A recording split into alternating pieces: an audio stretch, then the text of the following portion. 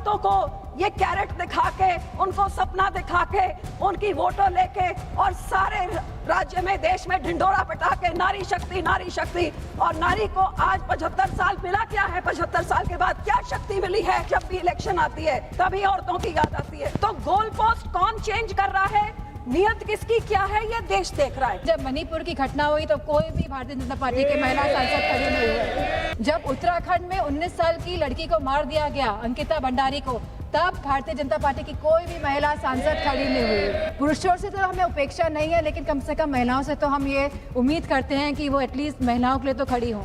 आप क्यों आधी आबादी में बंटवारा करना चाहते हैं? आप क्यों नहीं चाहते हैं कि महिलाएं आगे बढ़े, हर वर्ग की, हर समाज की, हर धर्म की महिलाएं आगे बढ़े? बच्चे बैठ जाओ, इस समय आपका किल हो रहा है। कोई बात नहीं सर, आप लोगों के हाथ में सबका समय है, जितना मर्जी दीजिए, फांसी चढ़ा दीजिए, चढ़ा ही रहे हैं कमजोर लोगों को।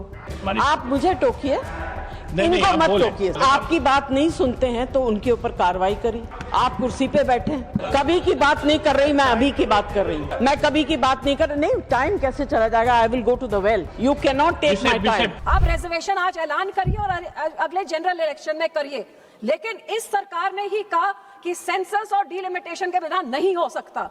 ये 2023 के बाद आज 3 साल हो गए, ना तो इन्होंने सेंसस शुरू किया 21 में, ना शुरू किया 23 में, और अब 26 में आके अब ये ही नया बिल लेके, अमेंडमेंट लेके आ रहे कि अब सेंसस की जरूरत नहीं है।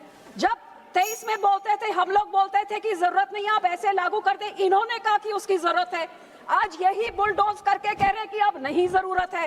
तो गोल पोस्ट कौन चेंज कर रहा है, नियत किसकी क्या है, ये देश देख रहा है। ये आज इस टाइम इस करके लाया गया है। अभी 2 महीने का बजट सेशन चला है, उस 2 महीने में कुछ नहीं लेके आए। बजट सेशन खत्म होने के बाद 10 दिन बाद एक 3 दिन का सेशन। क्यों? क्योंकि 2 राज्यों, बड़े राज्यों में इलेक्शन जहां कुछ ही दिनों में होने वाला है, वो उसमें मसरूफ हैं। तो क्या ये डिलिमिटेशन, वुमेन रिजर्वेशन के आड़ में ये लेके आएंगे, या फिर ये कि इनके बड़े एमपीज बहुत बड़ी पार्टियों के नहीं होंगे तो हम ये भी पास कर देंगे? सो मेरे कहने का भाव ये है कि नियत जो आपकी है उसको देश की जनता देख रही है। मैं फिर भी यहाँ पे, क्योंकि रिजर्वेशन बिल जिस तरीके में भी आए हम उसको सपोर्ट करते हैं। मैं इस चीज का शुक्राना करती हूँ कि कल गृह मंत्री जी ने, जो सारे पार्टियों में था कि प्रपोर्शन वो ही रहना चाहिए, उन्होंने कहा कि प्रपोर्शन वो ही रहेगा। लेकिन वर्बल एश्योरेंस का क्या फायदा है, क्योंकि अदालत में no verbal assurance, that's only written assurance. Nowhere in any of the bills does it say that the proportion will remain the same. ये 50% जो इन्होंने इंक्रीज किया है, ये कहाँ से फिगर आया, किससे सलाह मशवरा किया, किससे कंसल्टेशन हुई, और 50% क्यों बढ़ाया जा रहा है? क्या इसलिए बढ़ाया जा रहा है क्योंकि जिस नारी शक्ति और मातृ शक्ति की आप बात करते हैं उसको आप इतना तवज्जो नहीं दे सकते कि यहाँ पे पहले 50% इंक्रीज करें ताकि कोई आदमी की सीट ना हिल जाए और इंक्रीज सीटों से महिला को दे। तो मैं तो यही कहती हूँ कि 180 देनी है 545 में से, तो हम ऑलरेडी 74 लेडीज तो है, 100 आदमियों की बात है, आप जैसे है वैसे करिए। 100 आदमी, हम 80 साल रुक सकते हैं रिजर्वेशन के लिए, या क्या चंद साल सेंसस के लिए और डिलिमिटेशन के लिए बंदे नहीं रुक सकते? सो मैं यही आपसे आग्रह करूंगी कि उन्होंने आश्वासन दिया, लेकिन आश्वासन तो हम पंजाबियों को मिला था 86 में कि चंडीगढ़ मिल जाएगा। आश्वासन हमें ये मिला था नोटिफिकेशन कि हमारे बंदी से क्रिया किए जाएंगे। आश्वासन हमें यह भी मिला था कि डीएम रंधावा का जो कत्ल किया है आम आदमी के मंत्री ने, वो सीबीआई को दिया जाएगा। सो वर्बल एश्योरेंस का तो कोई फायदा नहीं, उसको आपने जो लिखा है उसको आप कानूनी बिल में डालिए, क्योंकि बिल ये कहता है, कॉन्स्टिट्यूशन ये कहती है कि जब सेंसस होएगा उसके बाद ही डिलिमिटेशन होएगा। आप ये लेके आना चाहते हैं कि ना तो सेंसस हम बताएंगे कौन सा हो रहा है और डिलिमिटेशन किस हिसाब से होगा, ना वो हम बताएंगे। तो आपका निशाना ये है कि सेंसस आप जो मर्जी कराइए, डिलिमिटेशन आप जब मर्जी कराइए, आप अपने नंबरों के बलबूते पे जैसे आप पिछले समय पे करते रहे, are you been bulldozing each and every bill, each and every law, that is what you plan to do. और हम इस विमेन रिजर्वेशन के आड़ में जो डिलिमिटेशन का आप काम कर रहे हैं, इसके हम सख्त खिलाफ हैं और इसका साथ हम नहीं देते। और मैं आपको यही रिक्वेस्ट करूंगी कि जो कुछ आप कर रहे हैं उसको आप बिल में डालिए। कौन सा सेंसस युद्ध होएगा? हाँ, हम मानते हैं कि proportion of parliament should increase, but it should be in a transparent manner.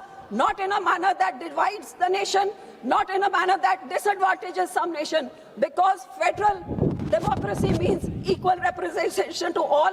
और ये आपकी नियत क्या है, ये देश की जनता देख रही है। मैं यहाँ पे ये भी कहूंगी कि हर बारी जब भी इलेक्शन आती है तभी औरतों की याद आती है। ये 24 में इलेक्शन थी तो 23 में आ गई। कभी बिहार में कोड ऑफ कंडक्ट लगा है तो महिलाओं के खाते में 10,000 रुपए जा रहे हैं।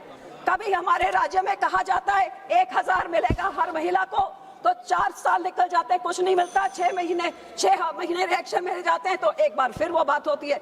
कभी कांग्रेस कह देती है घर घर नौकरी मिलेगी। तो ये कब तक ये औरतों को ये कैरेट दिखा के, उनको सपना दिखा के, उनकी वोटों लेके और सारे राज्य में देश में ढिंढोरा पिटा के नारी शक्ति, और नारी को आज 75 साल मिला क्या है? 75 साल के बाद क्या शक्ति मिली है? जैसे ये पार्लियामेंट है वो सबको दिख ही रहा है। और अगली पार्लियामेंट कैसी होगी, ये बिल आपका पास होता नहीं होता, किसके साथ क्या समझौता किया है, वो तो चंद घंटों में सबके सामने आ जाएगा। जो सत्ता पक्ष है वो जिस तरह की भूमिका बना रहा है कि विपक्ष लोग आरक्षण के साथ नहीं है, महिलाओं के आरक्षण के साथ नहीं है, जिस तरह की भ्रांति और भ्रम फैलाने का काम कर रही है सत्ता पक्ष के लोग, तो मैं उन लोगों से कहना चाहूंगी कि 2023 में जब नारी शक्ति वंदन अधिनियम बिल पास हुआ था तो पक्ष और पूरा विपक्ष एक साथ होकर इस बिल को हम लोगों ने पास कराया था और इस सर्व सहमति के साथ पास हुआ था। लेकिन जो ये अब संशोधन लाया जा रहा है तो आखिरकार सरकार क्या चाहती है? क्या सरकार वाकई में महिलाओं का सशक्तिकरण चाहती है या इस विधेयक को लाकर, इस संशोधन को लाकर वो खुद के सशक्तिकरण के तरफ काम कर रही है? जब 2023 में विधेयक आया था तब स्पष्ट रूप से लिखा गया था कि जनगणना होगी और समाजवादी पार्टी का ये पक्ष था कि जातिगत जनगणना हो। और कल होम मिनिस्टर साहब ने भी ये बात कही है कि जनगणना कराएंगे, अभी वो घरों की गिनती कर रहे हैं, पिछले 3 सालों में खाली वो घरों की गिनती कर पाए हैं। तो जनगणना होगी, जातिगत जनगणना होगी, उसके बाद परिसीमन होगा और आरक्षण लागू होगा। तो सभी लोग इस बात से सहमत थे। लेकिन 2024 में जब भारतीय जनता पार्टी की सरकार आई और पूर्ण बहुमत की सरकार नहीं पा पाई, सहयोगों के साथ लाई गई ये सरकार, तो जब ये सरकार आई तो 2024 में ही आपने जनगणना क्यों नहीं शुरू कराई? हमारा सवाल ये है। आपने लगभग 2.5 साल निकाल दिए, आपने जनगणना नहीं कराई, क्योंकि अगर जनगणना हो जाती तो आज हम परिसीमन की स्टेज में होते और आरक्षण 2029 तक लागू हो जाता। लेकिन आपकी मंशा ही नहीं थी कि 2029 पे महिलाएं आए और इस सदन में बैठे। अब अचानक ये जल्दबाजी क्यों दिखा रही है? 2026 में जहां अप्रैल का महीना चल रहा है तो लगातार जल्दबाजी क्यों दिखा रही है? सवाल इस बात पे भी होना चाहिए।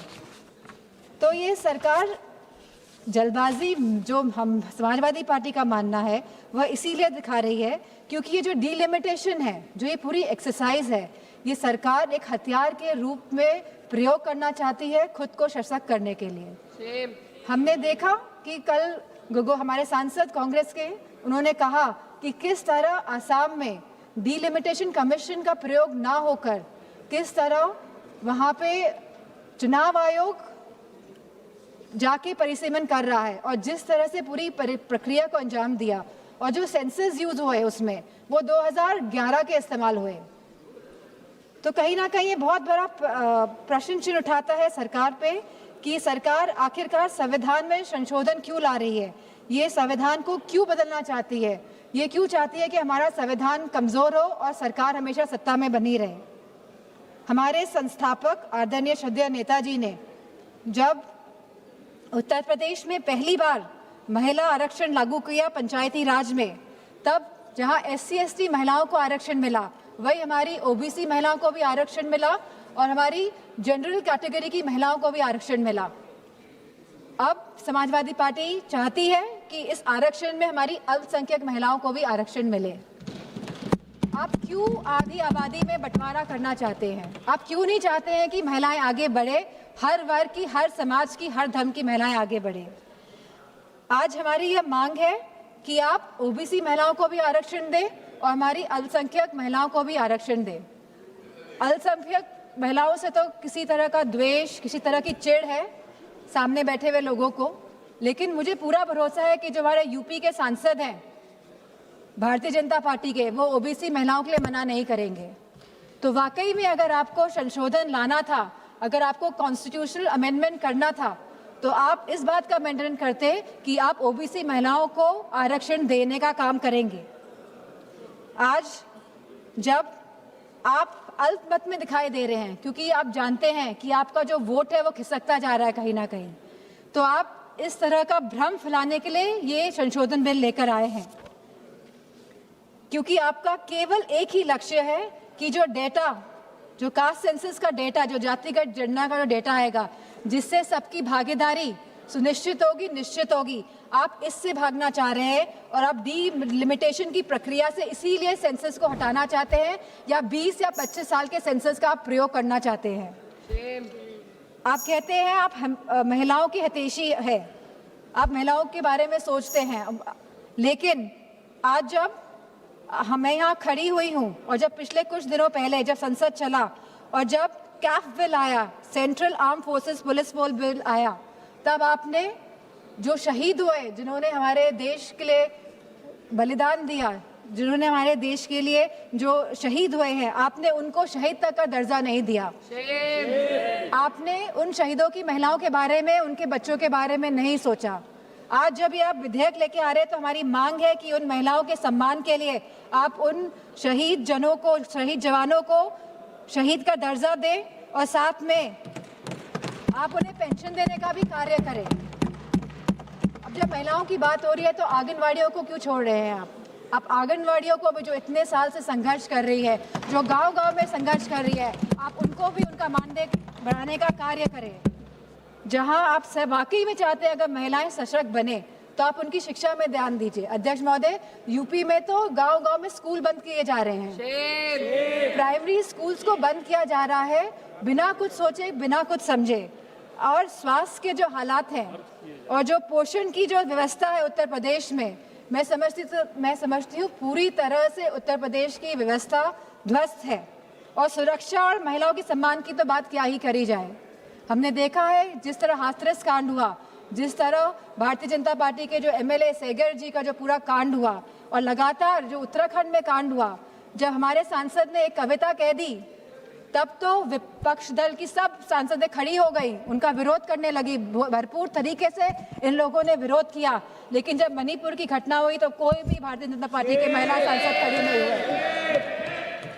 जब उत्तराखंड में 19 साल की लड़की को मार दिया गया, अंकिता भंडारी को, तब भारतीय जनता पार्टी की कोई भी महिला सांसद खड़ी नहीं हुई। पुरुषों से तो हमें उपेक्षा नहीं है, लेकिन कम से कम महिलाओं से तो हम ये उम्मीद करते हैं कि वो एटलीस्ट महिलाओं के लिए तो खड़ी हों। हाँ मनीषा, आप इधर देख के बोलिए तो। नहीं, मैं अभी कोई बात कर रहा है तो ध्यान वहां जाएगा, मैं बात करूंगी तो आपका ध्यान मेरी तरफ होगा। बहुत सारे लोग बोलते हैं कुछ, आप लोग बैठ जाए मनीषा, आप बोलिए। बच्चे बैठ जाओ। इस समय आपका किल हो रहा है। कोई बात नहीं सर, आप लोगों के हाथ में सबका समय है, जितना मर्जी दीजिए, फांसी चढ़ा दीजिए, चढ़ा ही रहे हैं कमजोर लोगों को।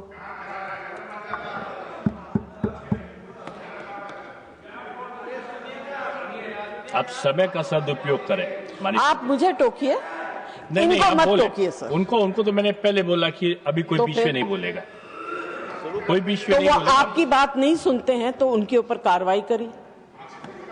आप कुर्सी पे बैठे, कभी इधर के नहीं सुनते हैं, कभी उधर के नहीं, तो समान विचार। कभी की बात नहीं कर रही, मैं अभी की बात कर रही हूँ। मैं कभी की बात नहीं कर रही। नहीं, टाइम कैसे चला जाएगा? I will go to the well. You can not take my time. विषय पे